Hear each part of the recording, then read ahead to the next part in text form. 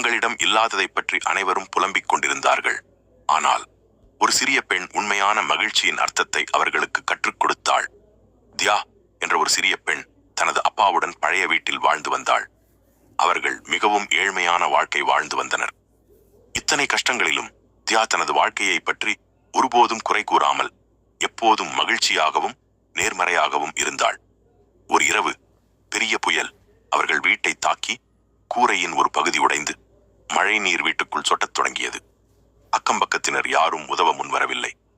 அவளது அப்பா அமைதியாக அமர்ந்து நம்பிக்கை இழந்து இருந்தார். தியா பிறகு தனது அப்பாவின் அருகில் அமர்ந்து மகிழ்ச்சியுடன் சிரிக்கத் தொடங்கினாள்.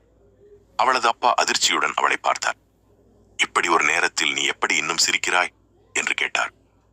தியா உடைந்த கூரையின் வழியாக வானத்தை பார்த்து மெதுவாக சொன்னாள், இந்த கூரை உடையாமல் இருந்திருந்தால் இன்று இந்த மிக அழகான வானத்தை நாம் பார்த்திருக்க முடியாது. அவளது அப்பா பேச முடியாமல் நின்றார். அந்த நொடியில் அவர் உணர்ந்தார், மகிழ்ச்சி என்பது நிறைய விஷயங்களை வைத்திருப்பதில் இல்லை, இருப்பதைக் கொண்டே சந்தோஷமாக வாழ்வதில் உள்ளது. பல ஆண்டுகளுக்கு பிறகு தியா வெற்றிகரமான பெண்ணாக வளர்ந்தாள்.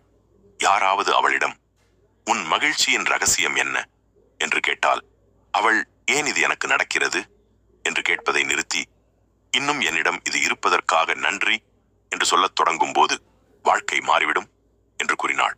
எனவே வாழ்க்கையில் உள்ள சிறியவற்றை நாம் மதிக்கத் தொடங்கும் போது தான் உண்மையான மகிழ்ச்சி ஆரம்பமாகிறது.